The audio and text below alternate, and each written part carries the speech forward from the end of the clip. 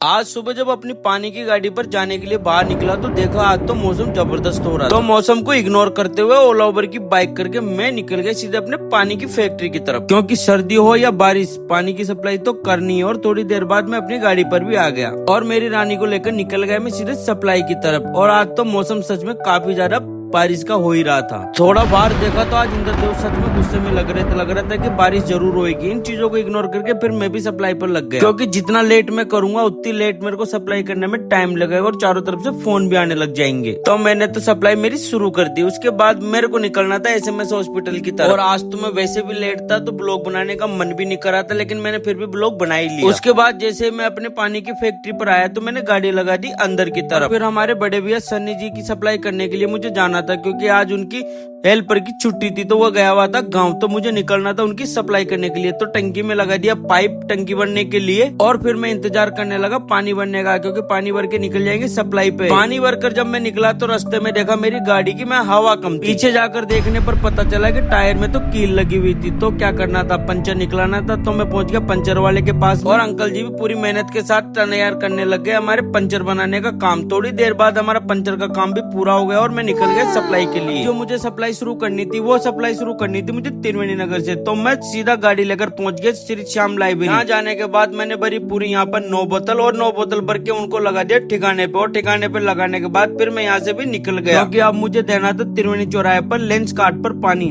तो मैं सीधा निकल गया लेंस कार्ट के लिए और थोड़ी देर बाद पहुंच गया मैं लेंस कार्ट के यहाँ पर। और यहाँ जाने के बाद मैंने भर दी पूरी 4 बोतल और 4 बोतल भरने के बाद रख दी अंदर 4 बोतल। उसके बाद गाड़ी लेकर मैं निकल गया सीधे अर्जुन नगर फाटक की तरफ, क्योंकि अब मुझे 22 गोदाम की तरफ सप्लाई देनी थी। और गाड़ी ले जाकर सीधे खड़ी कर दी मैंने 22 गोदाम में बैंक ऑफ बड़ौदा के बाहर। और यहाँ जाने के बाद सबसे पहले मैंने भरी यहाँ पर 2 बोतल और 2 बोतल भरने के बाद मैंने यहाँ पर पानी रख दिया। उसके बाद मैं पहुंच गया हमारे टम्पू वाले सर्विस सेंटर पर। यहाँ पर जाने के बाद भी यहाँ की सारी बोतल खाली लाकर पूरी बोतल पानी की भरने के बाद मैं यहाँ से भी निकल गया आगे की तरफ। अब मुझे जल्दी जल्दी सप्लाई करनी पड़ेगी, क्योंकि सुबह से चल रहा हूँ तो मैं भी काफी ज्यादा थक गया हूँ। थोड़ी देर बाद मैं पहुंच गया हमारे एक कस्टमर के पास और यहाँ जाने के बाद 3-4 कस्टमर थे, सबकी बोतलें लाकर और यहाँ पर सबकी बोतलें भरने का काम मैंने शुरू कर दिया। और सबकी बोतलें भरने के बाद इनको लगाकर ठिकाने और मैं निकल गया फिर आगे की तरफ। अब मेरे बचे हुए थे सिर्फ 2 कस्टमर। एक कस्टमर के पास तो मैं आ गया था और उसके बाद में अब दूसरे कस्टमर की बारी थी। तो पहले यहाँ पर पानी रखकर मैं पहुंच गया सीधे दूसरे कस्टमर की तरफ। इन इंडस्ट्रियल एरिया में सबसे ज्यादा परेशानी इन गाड़ियों की होती है, क्योंकि रास्ते में खड़े करने के बाद यहाँ निकलने की जगह ही नहीं मिलती।